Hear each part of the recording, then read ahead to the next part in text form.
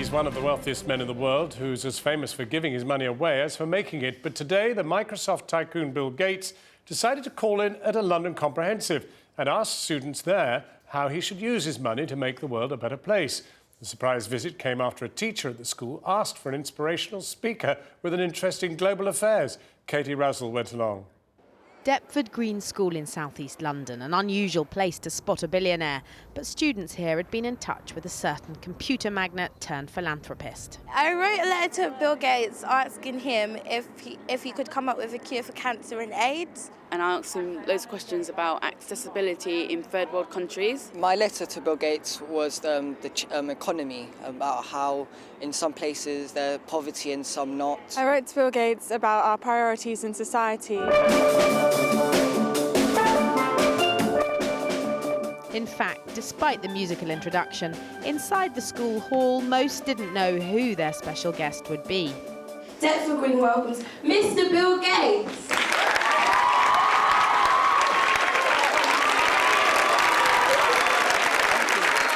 The Microsoft founder full of praise for the ideas students had sent him about how to change the world.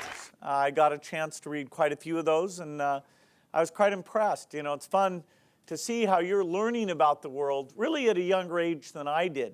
When I was your age, I didn't know much about poverty. He does now through the foundation he set up with his wife that raises billions to invest in vaccines and new technology to combat global inequality. 69 of the world's richest have pledged their wealth to the foundation. The number's a lot for these teenagers to take in. And if I had not given that money to my foundation, I would today have more money than anyone else on the planet. I still have a lot because I haven't put it all into the foundation. That foundation chose this school because of its diversity. More than 50 languages are spoken in these students' homes. Have you ever thought of aiding in space travels? The questions were random, but then interrogating the billionaire in their midst was a daunting prospect. What are your goals, and do you think your goals can be achieved? He told them at the moment 8 million children die every year. He wants that down to 0. I'm 56, so hopefully I have enough time that I'll live to see this ultimate goal. Were you surprised when Bill Gates walked in? Yes, I was very surprised and excited. When he walked in, I was like, oh my gosh, what's he doing in South London? You don't expect Bill Gates to walk in at any moment. I guess you don't. And when he did? I stood up and clapped as loud as I could. You know, you want to get noticed by a $1 billion person. Thanking you and sharing some of my thoughts. Bill Gates was only a year or two older than these students when he started Microsoft. Afterwards, he told us how he thinks the global economy will recover.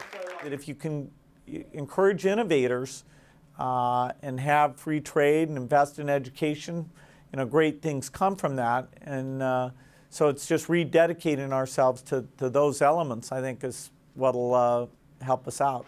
Then he was off to spread his foundation's message to governments around the world. Invest in innovation to combat poverty, or millions will needlessly starve. Katie Razzle.